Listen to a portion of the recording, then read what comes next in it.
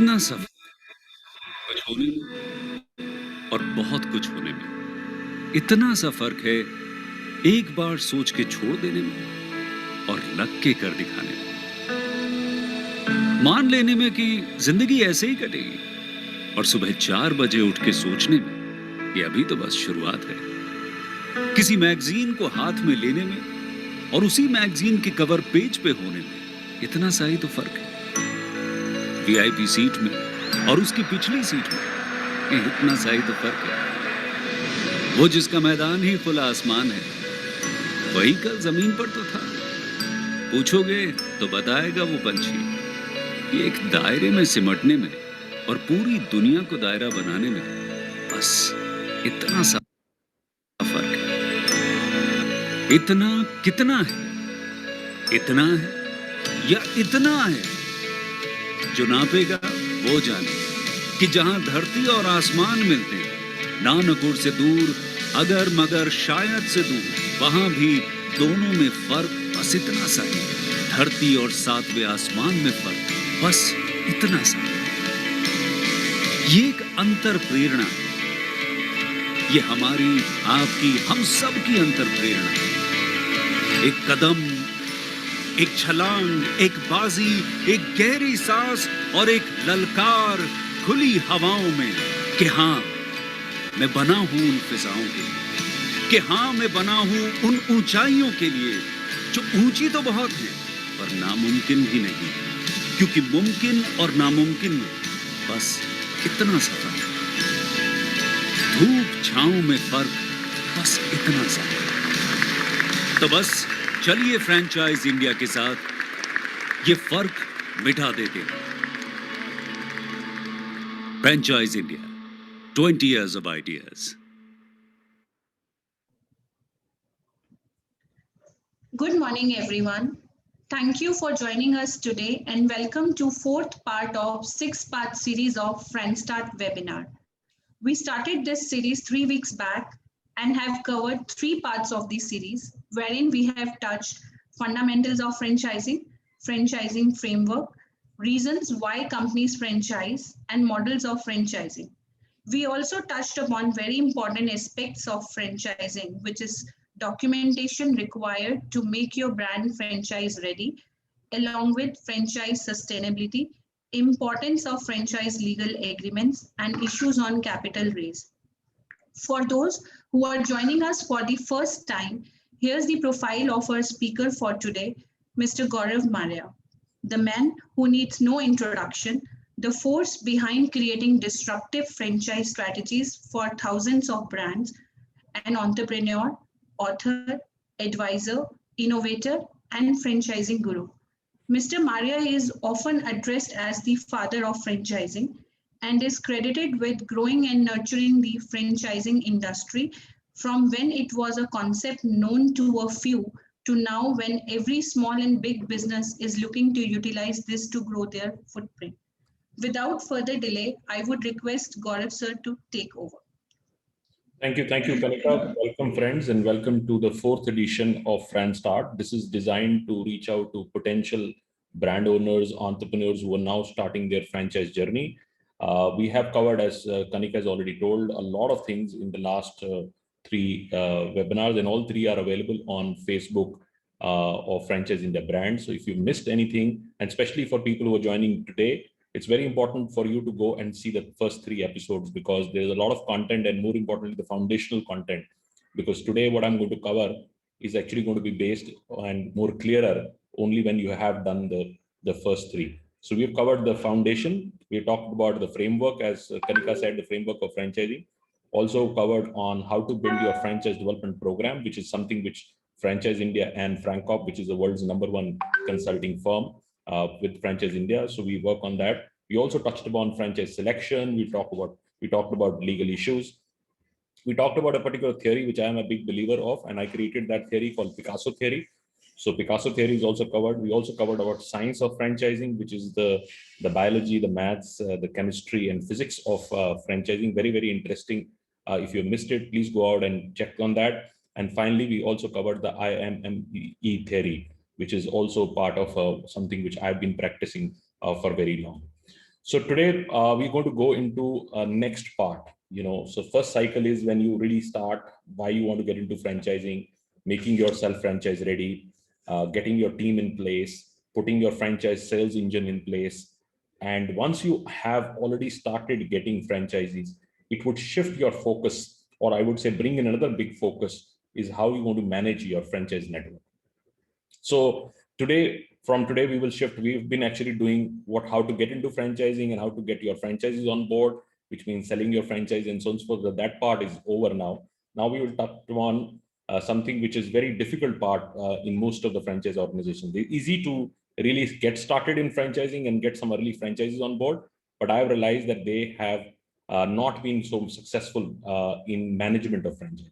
Rather, I will give you a statistics which is only 30% of franchisers would have a successful networks, sustainable networks over the time. And this is something which I had an opportunity to work with a lot of global companies, and I've learned the best practices of franchising. So I'm going to share that today with all of you, that how you really successfully manage your franchise network. And that's going to be a topic. And use the Q&A box to ask questions. As many questions you would ask, more we will be able to take your feedback. And I will also be able to answer your questions. Can you see this slide? Yes, sir.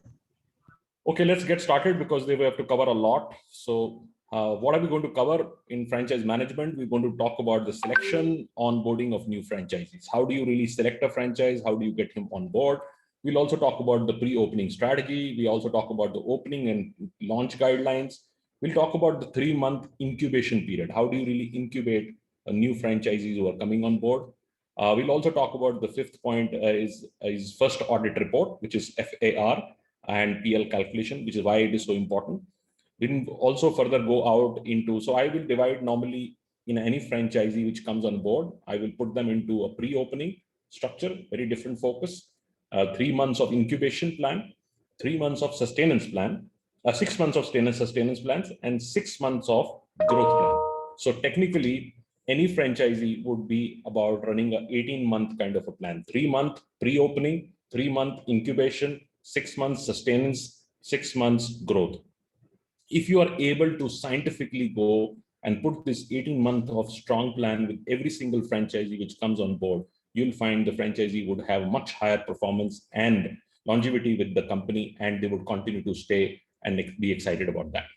We'll also talk about the focus franchisees and their revival plan and why they become focused and how you identify them, how do you get their problem identified much early before it becomes a painful side of the business. We'll also talk about the adaptation, innovation, and implementation cycle. Very, very important, because now you're running a network. When you're running a network, you have independent owned, independent operated franchises. Franchisees has a motivation to continue to change things, which you don't allow them to do that. But as a system, you need to really see how do you continue to adapt in every market? How do you create your innovation cycles? And how do you go and implement? Because implementation in a franchise network is a bigger problem. A lot of people say why a McDonald's would not create regular menu updations and things like that. It's easy. They have so much ready with them and so much content they really pick up, so much trials, so much. They have another hamburger university in Chicago, which is a big university.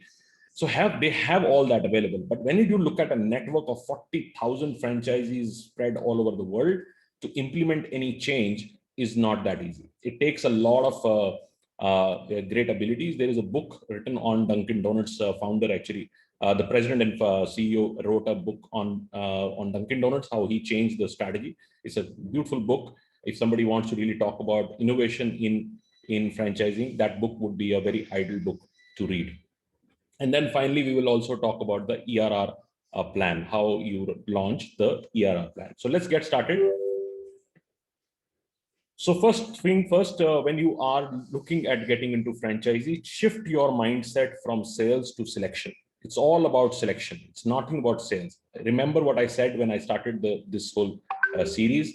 The franchise literal meaning is rights of privilege granted. You're giving the privilege of your brand, you're giving the privilege of your systems to somebody else. And if you're not doing the whole selection process, it would never go through. You never get the right quality of franchises. To me, a lot of young franchisers come to me and say, I want to grow very fast. I said, don't worry about growing fast. Growing the first few franchisees and getting them selected right and making them successful is a bigger task. And if you're able to get that part right, your numbers would continue to grow. But otherwise, it would always have an issue. You will go to a certain size and then you have still correction, a lot of attritions would continue to happen, and then also a lot of legal issues which can come in. Every franchisor has to have,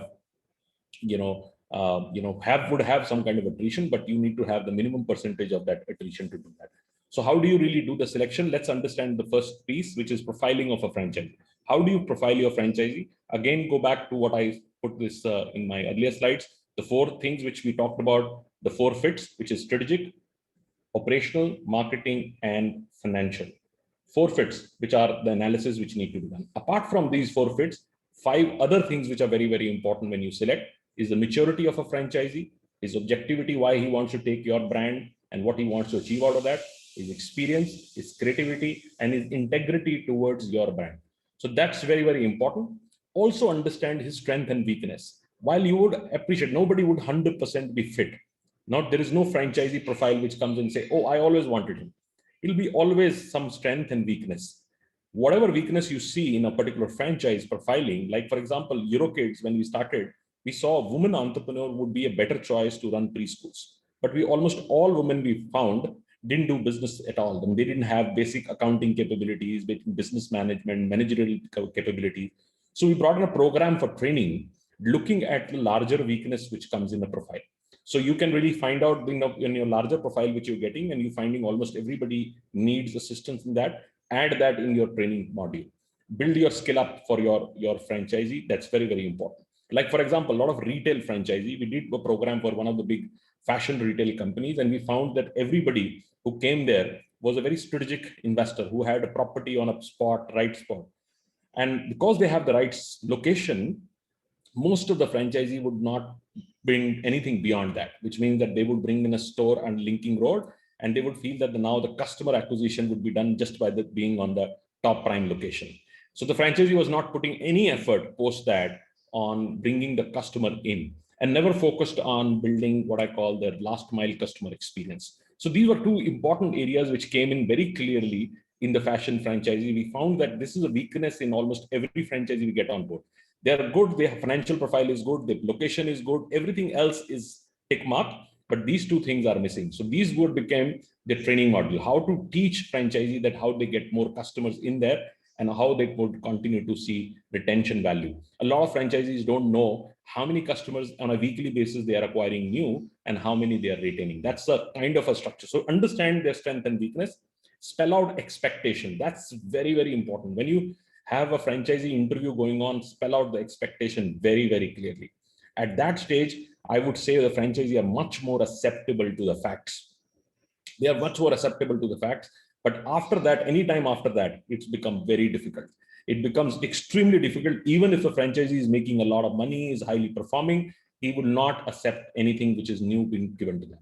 Rather, all the conflicts really happen on the expectation alignment. So this is a great time for you to set expectation. Rather call for it and say, let's set up a 2-hour discussion to set our expectation, and then document all action points. That's very, very important. Start a habit of documenting everything you discuss with your franchisee. No verbal communications which are not documented. Absolutely no verbal communication. And also tell your habit to your franchisee managers also. Any kind of communication they are doing, it's all in order. Sometimes your franchise managers would go and become creative, and they start writing mails independently, which are not solicited. And they are sending the mails like, oh, I will ensure profitability. I will ensure hiring of your people. I will ensure that you're making a lot of financial commitments. These commitments are all valid in the court, right? So you might think that these are not documented agreements, but they can also become a very, very strong hindrances later. So be very clear that you don't make any kind of a financial commitment. Understand the legal contract. Another big problem I've seen in a lot of franchise networks is that they would do a lot of LOIs. And after LOI, they would start working with the franchisee, getting the store done and everything else, and they have not signed the formal contract. And when the store is really about to launch and they're chasing the contract, the franchisee is not really ready to sign some of the terms. Now, this is a wrong position. Both sides are already invested, and both sides being invested. And if you have a conflict on the contract, somebody would need to make a big compromise. And most of the time, that time is normally a franchisor who would have to negotiate few terms or structure, because you have already gone ahead and that level, especially if you're a small franchisor. In a bigger case, in a larger companies, it would be a franchisee who would suffer, because now he will be surprised on things which he doesn't know and he doesn't respect the brand. So it's very important. I would say, don't even start your franchise activation journey unless and until you have done a full contract with the franchise partner. That's very important. Then onboarding process, 1 week of training. This is something which is normally 90% of companies, while they would all claim that we provide you training, they don't have a franchisee onboard training manual. This is one of the areas which Francop and Franchise India strongly works on. You need to have at least 1 week, and sometimes even more. Good companies would have training modules for 15 days, 1 month kind of thing, where you actually teach the franchisee how to build his successful business. He needs to know everything about running and operating a business. That's something which is important. A lot of people skip that and they just try to do sport, which is instruction-based sport, and say, do this and do that. But somebody has not gone through the whole system. And this is also about how to live the brand. What is the culture? What kind of organizational capabilities they need to do? What resources they need to have that? All that, every single day, one topic at that point, and do structure so well that it encourages them to develop their own business plan. So I will always design a 7-day structure, and also at the end of this structure, he would start developing every day. When you end, he has to write his business plan. So every day, when you're moving to 7 days, 7th day, your business plan is ready. It's like a box manual, completely done. So this becomes your action plan. Now understand that if you 7 days build your own business plan, now you're more excited. You're excited to go through. You understand every smallest part of your business. That's where it really has to do that. This is something which I would say most of the companies are missing. And this is a problem area. And rather, a lot of people come to me and say, I want the consulting done and the business model to be ready. I say, if you really want to work with a good consultant, really ask him to do a lot of manuals for you, and detailed manuals. That's very, very important. And I can tell you, outside Francop, because Francop is globally the biggest consulting firm, and actually been recognized only by putting these processes and systems. Also define pre-launch obligations on both ends. That's very, very important. Now, pre-opening. Pre-opening also comes with a manual. So this is the pre-opening manual, which is given to the franchisee. The day he signs a contract, he's given this pre-opening manual. Now, pre-opening manual is actually a 12-week by week directional manual. From week 1 to even open up his bank account is defined in that. Bank account, GST number, all that pieces which is going to go required for your businesses, getting your business insurance, getting your site done, getting your site approved, all the recognized vendors. If you have to start civil work right now, but if you have to order equipment or anything which needs to be done, at what stage, what date, looking at the lead time. I see a lot of confusions happening in this. Sometimes franchisee is ready with his interiors and he doesn't know when to order because the time of order was not done. The day franchisee gives you the money and his expectation starts ticking up because it's cost of capital. So you need to have in this manual everything defined. I'm working with a Spanish company to bring them to India, and we're working on last 1.5 months to just define who are the vendors, which market they would be able to serve, what is their aftermarket service, what kind of AMCs they would have to sign. All that cost analysis we're trying to work on so that we are perfect when we really open up this business. We are absolutely right. Once you have given the manual, the franchisee has his own obligation. You have his own obligation. Normally, I would assign a NSO team, new store opening team, or a new location opening team. So put a pre-opening defined team. They have job is to finish this structure in a very important. Another thing which I've realized is that if you are reactive or proactive, you have to be proactive. If you are reactive, if your franchisee is calling you and I say, now what I have to do, what is the next step? Then he's already losing interest because he's like chasing you. If you are proactive, you are giving him timelines, setting timelines backwardly from the opening date. I would first put some kind of a firm timelines and put also opening date. This is my opening date and let's work 3 months backward or 2 months backward or 4 months backward, depending on the project and the structure which you are doing that. And also very clearly define the working capital required in this period. because this is something which is normally not sitting in your financial projections. You've done that. And the working period, you might have to pay a few months of rent before he's ready to do that. So whatever that piece is required in the pre-opening space is very, very important. Have all the vendors and suppliers approved. This is one of the areas which a lot of franchisees really come in with a request and say, I am somebody who can locally supply, he can do faster, he can do cheaper. Should I get that? And this is sometimes a lot of franchisees push you. Answer is that there is always a cheap option of everything, right? And most of the good vendors would be always expensive, a little expensive, because they have to service you all markets. So they would be a little expensive than that, I think. But I would strongly say nothing changes in the business. Define very clearly a transparent cost and pricing. Be very transparent. Don't hide anything. Don't structure anything, but stick to that. You have to have your recognized vendors and suppliers. Weekly calls to be done. Maintain zero downtime.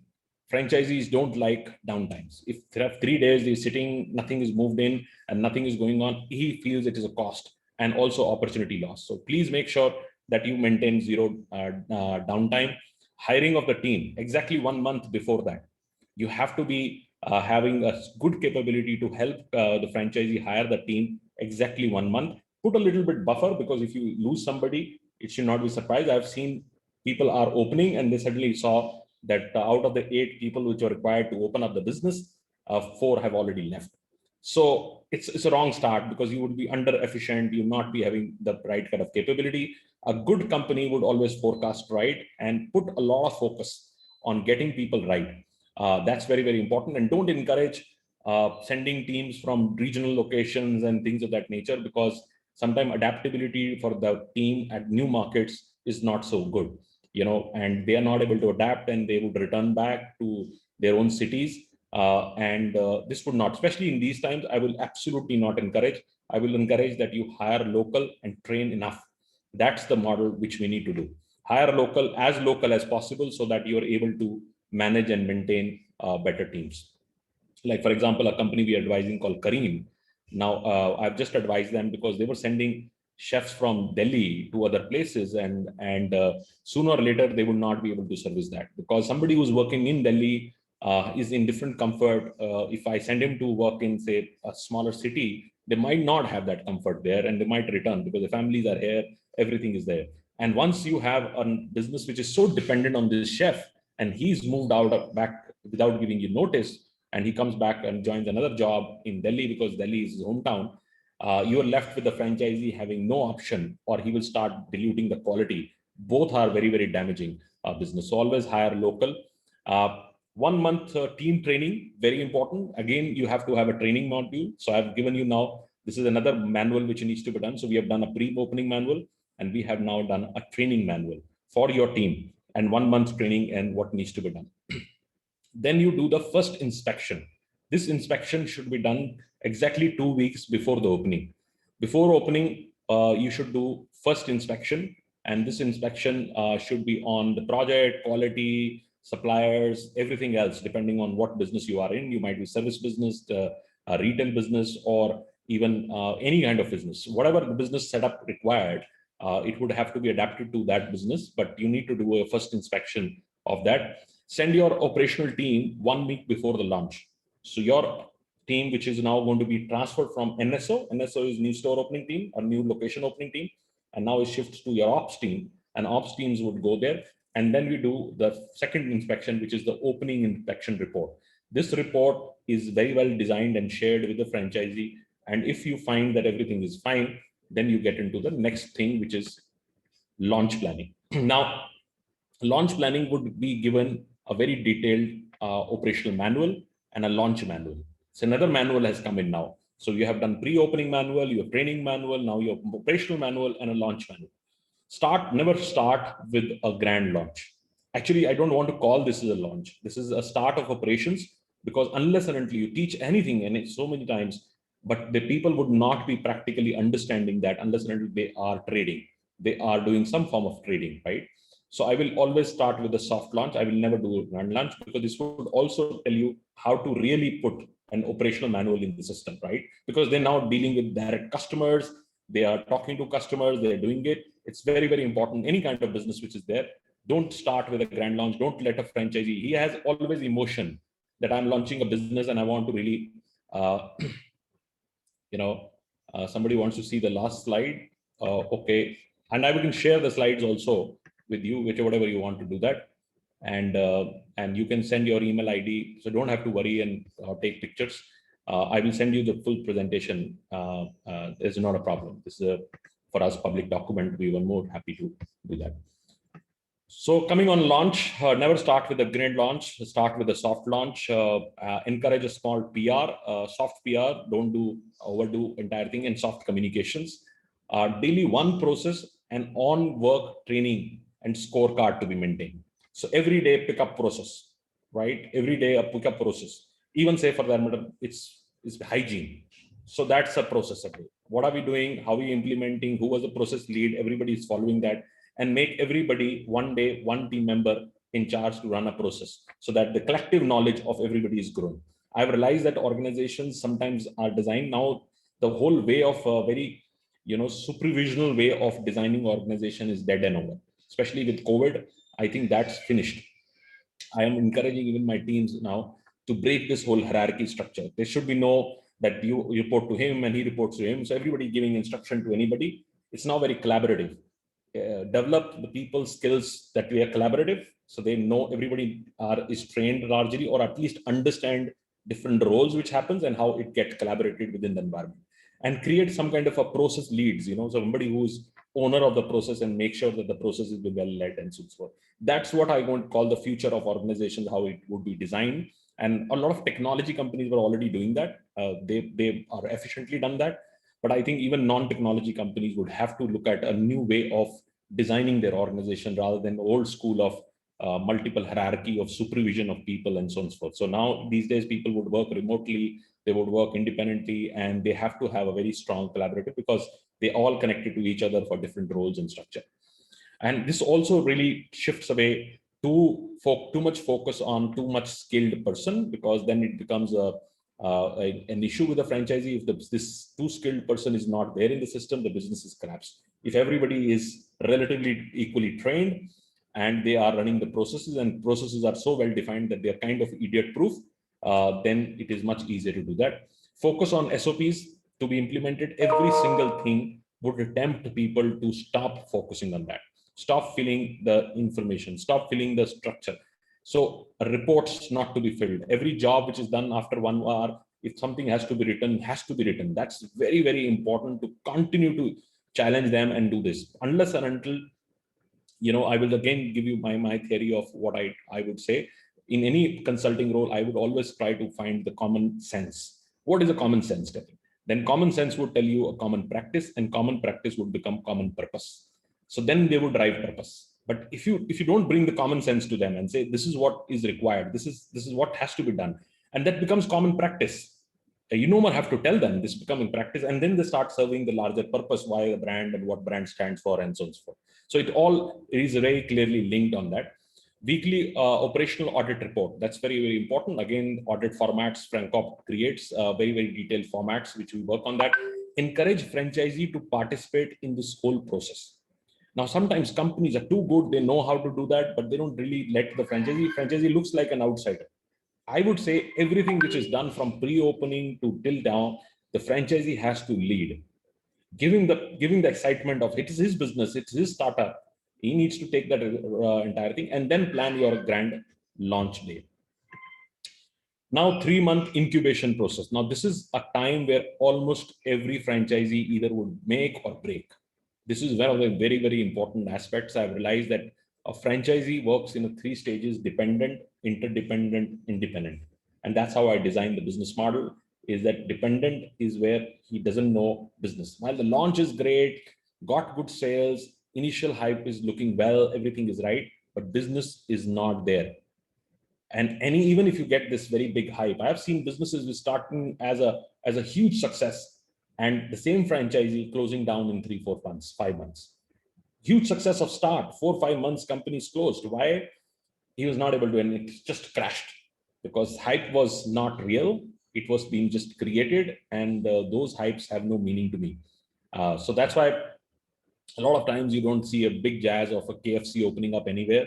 You don't see really articles, magazines, this and that. They do it every day. They open up stores every day. What they are more concerned is that the first 3 months, a lot of challenges happening in the store. They focused on that. They focused on that rather than just creating a noise for that particular day that they opened up. They would just come out and say, now we're open. That's it. They would not even go out and put to the world and things. These are entrepreneurial emotional things which has no impact on the business. The business is really go out and tell people that we are open, we are serving now, we are ready to do that. This can be a retail front, it can be a service business, it is direct to home, any kind of franchise, it can be any kind of business franchise. Don't really see your launch as the final answer. This is 3 months is going to be very important. So focus on daily performance reports. Never ignore them. Even if you feel that your team is there on the site, on the business, and you don't need it, answer is no, absolutely. This is a habitual structure. If you don't put early habits in life, you will not be able to do that. A lot of things we really learn from our own lives. Whatever we have actually been habitual on when we were growing up, stay with us. Anything which we try to put now, it takes a lot of effort and you still don't come in. I mean, somebody was health conscious even when you're growing up, it will always stay with you, right? If your parents taught you yoga, it will stay with you in life. And later in the life, you want to really adapt that. It's very rare you will be able to do that. So early learnings are very, very important. Weekly audits of the business, very important. Weekly refresher trainings, continue to do that. Focus on incremental growth and monitoring. This is something extremely, extremely important. Incremental growth is a very conscious work to do that. How do business improve every single day? Every single day, challenge the function. Say you are a business which needs delivery and your delivery timings was average week was 46 minutes. So in week 2, target should be that I want to bring it to 40 minutes. Week 3 would be 35 minutes. Week 4 would be 30 minutes. And that's running towards the benchmark. And sometimes the benchmark is also not right. Benchmark can also be challenged and see how we can even be further. So continue to up your benchmark, continue to do that. Create your incremental growth and monitoring. This is something which makes organizations impacting. Everybody remembers Domino's 30-minute challenge, but this 30-minute challenge would have come with so many incremental growths before they can go out and publicly say, we deliver in 30 minutes. This is not easy. This has taken them years to come down to take that challenge and say, we deliver in 30 minutes, right? Because they have done a lot of work to make it efficient. They know from getting the order to process internally and the delivery time, everything to be done in 30 minutes means that there is to be a super efficient technology-based system to do that. And then only the challenge will work. A lot of companies copy, and if you really go out and see, nobody really cares because they know that they're not fulfilling whatever they're telling. And that's why this never stays with them, and if anything which you really want to be passing as a value to a customer, unless and until you have really championed it so time, and then you have very consciously go and communicate to that, it would not go through. I know a lot of companies having a lot of claims, which customer doesn't even care because they are not even setting expectations right. So another thing which is very important, set quality benchmarks and raise performance level, stop experimentation. Now, this is very, very important. Franchisee has tons of ideas that he wants to change this and change that and do this and do that. It is absolutely wrong. It's absolutely wrong. This is one of the areas, once your franchisee called you up and said, look, let me change this for a time, and you felt that it's okay, let me try that, you've done a mistake. You've done the mistake. You've encouraged somebody to continue to change things. And slowly, slowly, you will find a confused business model sitting there. And that would be actually given by your recommendation or your approvals that you have made a confused model. So no experimentation in business. Franchisee has to be run on a very, very structured and tight model. Limit franchisee not to overspend and reserve cash. This is, again, very important the first 3 months. First 3 months, franchisee is loving it. He wants to indulge. He wants to spend. He wants to tell the world that he got this business. Absolutely, most of the franchisee go bankrupt in the first 3 months, and business is not sustainable. I will always tell a franchisee and say, this is not a sprint. Don't try to and tire yourself. Don't try to run fast. It's a marathon. And if you really want to make the business model run, it's a marathon. It would take a lot of time. It would take a time. It is 18 months timeline. before you can even say, I'm now ready, this business is now stable, and this would continue to grow. But unless and until you think that line, and some people would do first month itself, they want to do everything. They want to do all marketing, hire different agencies, do this, do that, and they burn all the cash which is available there. So tell them to reserve cash, reserve cash, reserve cash. 3 months, no rush to spend that kind of money, no reason to really have this spike in your business, which you would not be able to sustain. Help franchisee focus on key things, which is like retention of team. Most of the franchisee in the first 3 months lose their core teams, which they've trained. And the next team which comes in, because the business is already running, so they don't get the 1 month training capability, so they don't have the culture, and you have lost that. And I've seen this business start very well because they have full training capability, a lot of things, and then the core team is gone. Or it was too dependent on the HO team, which franchisor has sent, and franchisor pulls back the team. And then this whole thing is collapsed, and say you hire new, and these new people are not given that full cycle of training. So you are left with a lot of issues on that. So team retention in the first 3 months probably would be stand at number one goal, which you want a franchisee to focus on. Help him to develop his profit and loss statement very, very clearly. He will like to ignore that position first month or second month or third month because he sees that a business is just young and new. Doesn't matter. Even if the business is loss making for 3 months, which it would be because in the first 3 months, no business is profitable, but tell him to encourage him to do his profit loss statement, understand his cost levels, understand what is important and structure. Again, don't let him experiment too much. Suddenly he sees a loss and then he starts to change things. He wants to cut down cost and do this and do that. Educate him to understand the level and importance of business resources. So if you cut the resources, you cut the business, right? And also help him to build budgeting. How you do budgeting for next month? How do you do budgeting for the subsequent month? Work on the key pain points for the following month. What are the pain points which happen in the first month PL? Work on the next month, and keep slowly withdrawing your HO team from a day-to-day sport, but keep the audit going. That's very, very important. This is your first 3 months of incubation period. Now, what do you want to achieve in the after 3 months? After 3 months, there has to be a strong quarterly operational audit. This is the first audit which you would do. It has to be a very holistic audit. This would need at least 2 to 3 days of a very strong time planning. Normally take on a non-busy day so that you are able to do audit. Prepare your franchisee to be having a lot of data ready for 3 months, all the data which has been recorded. First, define the purpose. Why are we doing this audit? Audit is not policing. Please try to understand. It's not going to find out where franchisee is going wrong or what franchisee is not doing right. These are sometimes issues which people try to do that. Its actually purpose is to build operational and managerial efficiency. That's the purpose. That's what we want to do that. Second is, what is the goal? What do we want to achieve out of this audit? Audit is not about knowing where you're going wrong. Audit is about improving your financial performance, your skill assessment, and customer satisfaction. Only 3 things are important. If you are financially, how do you improve your financial performance? Because this is what's very important for a franchisee to be profitable. He got into this business to make money. Second, is there a lack of skills which are available in the system? Improve the skill assessment, and then we can improve that. We know where the skill is.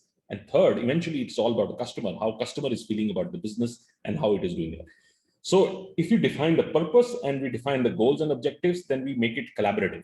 Collaborative means the franchisee encouraged to do this report, this whole audit. If franchisee is a team member doing audit, if he feels that somebody from outside is coming and doing audit, it doesn't work. Absolute doesn't work. It becomes a hide and seek kind of a situation. It looks like that everything you're pointing out is pointing out to the franchisee, his inefficiency. That's absolutely a blunder and a mistake.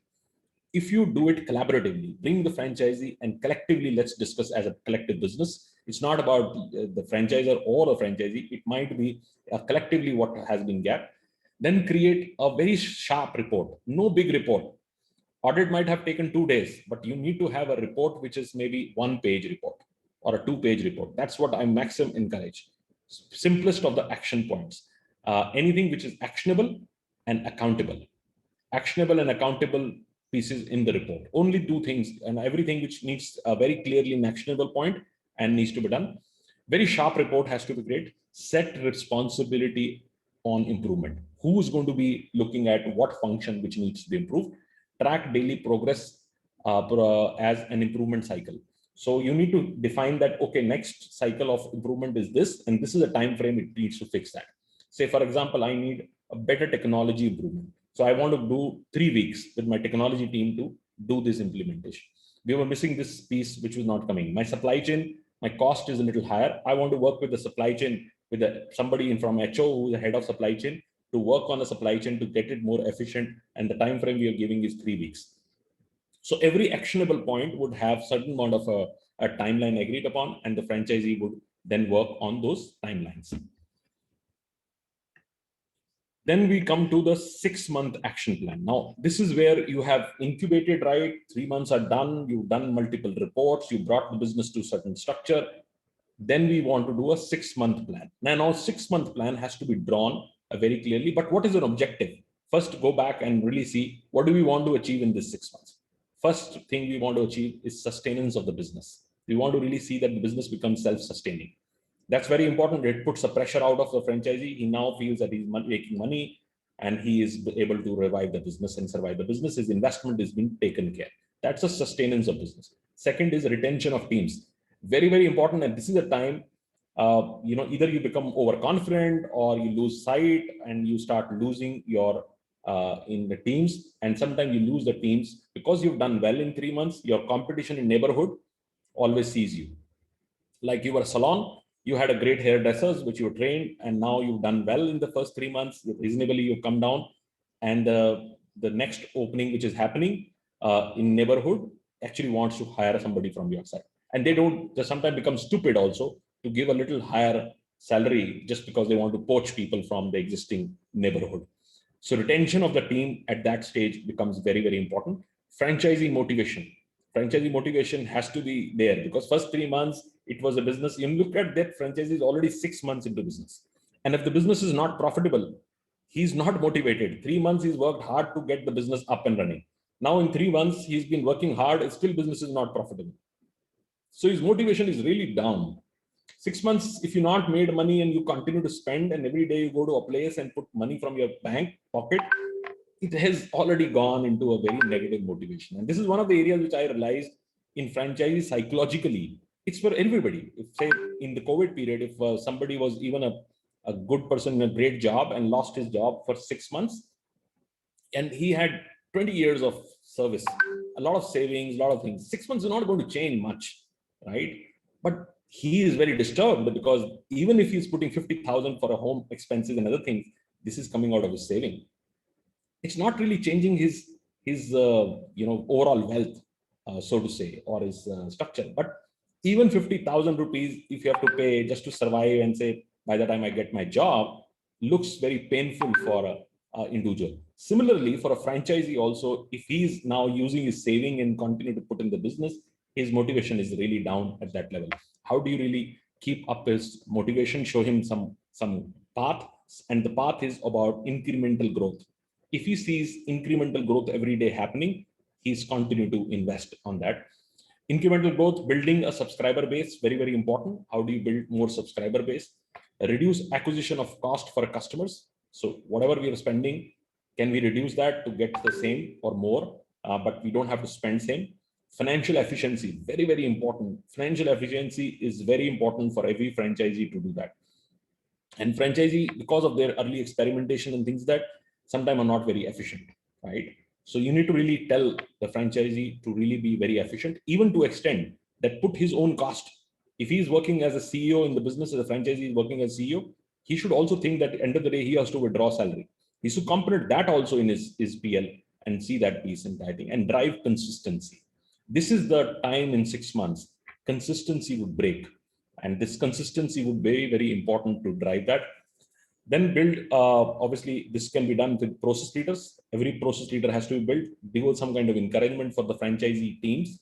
So whoever team member is doing well has to make a process leader so that he can really continue to champion that process. Address one issue at a time. Don't try to tackle all the issues. One issue entire thing. And please don't do any waiver for royalties. This is the area where a franchisee would come and say, look, I've not made money. I've been investing for the last 6 months. And I don't want to pay royalties to you because, and then you see, oh, I also know that he's not making money, let me waive off the royalty. The day you waived out the royalty, it becomes a habit, because he will never be able to take that comfort that why he is sharing the fee with you. And that's a mindset. If you tell this is non-negotiable, I'm happy to put that same money or more on your business, but we will not change the terms of the agreement. We will continue to charge you royalty, and we will invest higher with you, maybe higher than that also on your business, but royalties have to be paid. 6 months growth. Once you have sustained the business, now business is sustained. And the sustaining month, don't try to push too much, too fast. Again, remember, it's marathon. It's not really sprint. So I would go into 6 months of growth plan. Now, objectives here are very different. Here now, sustenance is done. Now I want to drive sales. I want to take the sales up. If I was gym, I've already reached to my 300 member base, but I don't want to stay there. My full potential is 1,000. I want to, in this 6 months, take that up. I want to really push them down. And because the business has come down to sustenance, cash flow is there in the system, and now I can push the growth. I want to really tell the franchisee, now is the time to go out and invest into aggressive marketing and systems, because your business is now stable, structured in that. Another thing which we would do is work on improving your margins. How do we really improve your margins? New channels of sales. You might be not using some channels of sales, and avoid that experimentation, but now we can choose new channels of sales. New product launches should come at this stage. This stage, not initially, not initial 9 months, no experimentation, let the stable things happen. But at this stage, you can look at product launches depending on the markets, the neighborhoods, and things like that. Elevation of your performing team. Now, team has been there with you now for 10 months. 1 month of pre-training, 3 months of incubation, 6 months of sustenance month, and now it's already 10 months. They need to be elevated. They need to go in this 6 months up. Most of them would cover 12 months, and they need to be incremented. They need to be elevated. They need to be going there. And franchisee at this stage, because the business starts settling down and starting giving profitability, is started to withdraw a little. They become lazy. They don't want to come to the business so often. They feel that everything is now remote control and things of that nature. How do you at this stage remind franchisee to continue to perform in his business? Continue to remind him that you are the CEO or get a CEO, because understand any business should need a leader. And if you don't have a leader, then business would always struggle, because you will be always reactive to that. So refresh your marketing strategy, focus on customer retention, and monitor your competition. Now, at this stage, your competition would also start disrupting something, because you're taking away customer from somewhere, from somebody, and they would start doing some kind of an action plan, which you not proactive, you start losing your customers very fast. And this happens with almost every company. And sometimes you have stupid customers. Like, for example, McDonald's is a great company, great company. But Burger King, I don't have the same opinion. While this is also a giant organization, but Burger King gets into sometimes things which are not required. Like pre-IPO, they went out and launched this 40, 50 rupees, 2 burger kind of an opportunity.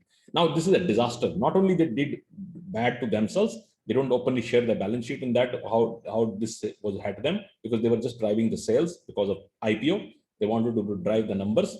But truth is, this has no business sense. And McDonald's would not react so much. They would continue to not do it. But otherwise, they also go and just copy a company foolishness of your competition. You can do that. So you have to be very conscious. What do you really want to monitor? Sometimes competition is trying to do some kind of blunder. Like in salon industry, we saw at one point in time, companies started giving these free coupons and giving this pedicure, manicure kind of free and a lot of other things. They killed the industry. They killed the industry because so much of discounting starting happening that everybody just started copying them. And that's wrong, because you don't have to follow. You need to continue to be making sure that end of the day, it is a franchisee's profitability which is important. Just to get a market share and killing the profitability is not the business you are in. So very, very important piece to do that. Then we go on the focus franchising. Now, this is very delicate part of it. This is also one of the things I am doing these days, with a lot of companies coming to me and say, I have a troublesome franchisee, the franchisee is not profitable, and so on and so forth, and we have issues going on. So I will first define what is diagnose the reason. What is the problem? It is a franchisee issue. He's not the guy you wanted, and he is not following anything, or he's absentee, he's not there. It's a location issue. It's a business and operational issue. It is a team and retention issue. It is a quality of service issue. It is a cost efficiencies and margins issue. This also happens sometimes. You're doing everything fine, but you're not making money, right? So frustration is that, oh, I have sales, everything going on, but I don't make money. So it means that your cost efficiencies are somewhere being disturbed. You have no margins left for profitability. So first understand the issue. And sometimes there can be 2 or 3 issues in the business. Very, very clear, and set the objectivity. Then create a revival plan. Create a revival plan and set mutual accountability and record that with your franchise. Send him a complete detailed recording of structure and say, this we observed in your business. We feel that this is your revival plan and this is what we feel is expected out of you. Remind franchisee to focus on the key issues. Continue to document that and say, these are issues you need to really address that. Stop experimentation at this level also. And this level, a lot of foolish ideas come.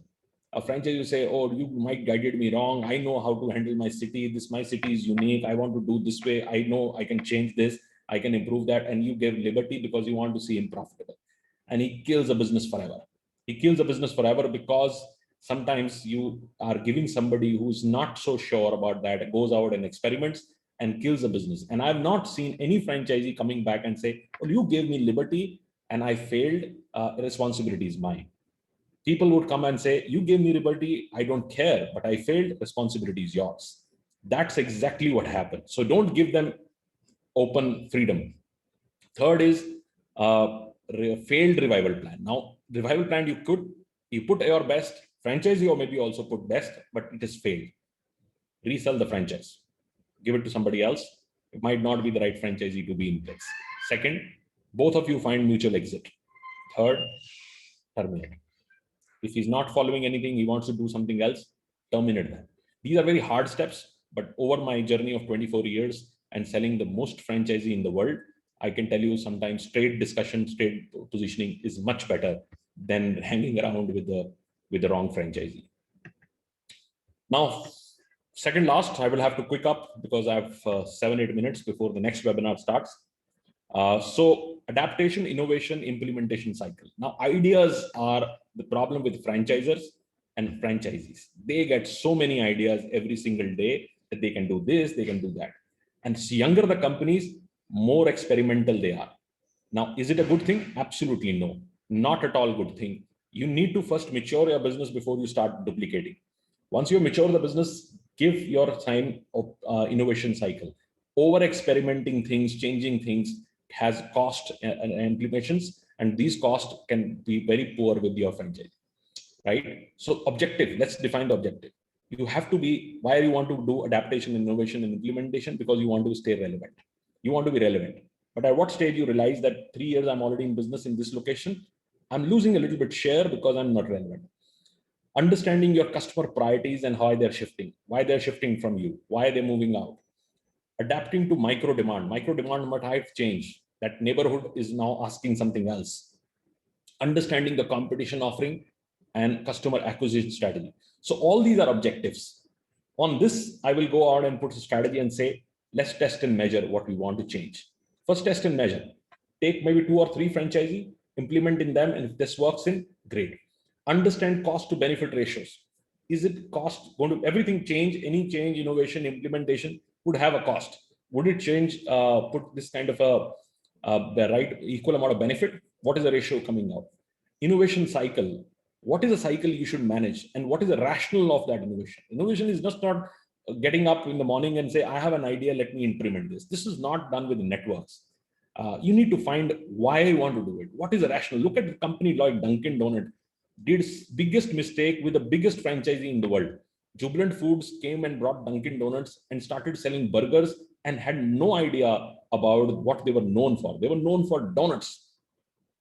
People forgot that Dunkin' Donuts is actually a donut chain. They started seeing donut as a burger chain. It was a foolish idea. And that's now they brought Popeyes, and Popeyes is a sandwich and a burger chain, and they brought now to India. But I would say, I would give both companies, because they were large companies, Dunkin' actually agreed to give into the ideas of Jubilant, and Jubilant killed it, killed the great business. If they would have stuck to what small format of Dunkin' was actually about good donuts and other things, this might be a chain which was still great and running. And the kind of money they put in They were not able to get any sense out of that. It was never close to, nobody actually prefers Dunkin as a I think even you put so much of marketing, it didn't work. So refresh your training, which is another part of this piece. Final slide for today is implementing a ERR program. ERR program, let's define the program. Encourage monthly performance of franchisee and teams. How do you encourage monthly performance, monthly goals, monthly targets, and monthly achievements? Recognize quarterly sales targets and quality. And quality also is very important. Sometimes sales is happening, but quality is going down. Somebody who's driving quality also has very, very important. Reward, set benchmarks, and rating for franchisee. He's a gold rated. Like one of the companies I run is a coaching company, it's a business coaching company. We have Spire, Gold, Platinum coaches. When you become a Platinum coach or a Gold coach, you don't want to do it because this is your presentation to your client. When you go to client and say, I'm a Gold coach, out of 1400 world best coaches, I'm a Gold coach in that. And there is a position called master coach, which means that you're now a master. You can even train other coaches to come there. So these positions really matter. And what is objective in this? You try to drive motivation. You want to drive peer-to-peer learning. I've realized people who become successful in a network and recognized, they volunteer actually to teach others because it gives them satisfaction and say how I did it and how I made this successful run writing. And there is no better learning than peer-to-peer learning than what you would do in writing and building the culture. How do you really continue to build the culture? This is a great thing to build culture in organizations and structure. So this was my today's presentation. Hope you all liked it. This is my 4th edition of this series. And there's a lot of content. Is just 16-hour content, which I'm trying to bring into 6 episodes. Today I was on time. So 2 more to go. And we will finish this series in the next 2 pieces. So if you have questions for me, please reach out to me on my email ID. I'll put my email ID. And if you want to also get the presentation, also reach out to me. I will be more than happy to share. This is almost about 150 pages, which we have already done since we have started. So more than happy to share that. It's gm@gauravmaurya.com or send me a WhatsApp number, and I'll be more than happy to share the detailed presentation. Okay, so this is what we wanted to do today. I hope you really got some idea and understanding. This is all about 24 years of our work and a lot of other content which we have, which we can work with each of the companies to really develop and build. So thank you very much. Thanks for today. See you next Monday, 11 o'clock. Thank you very much.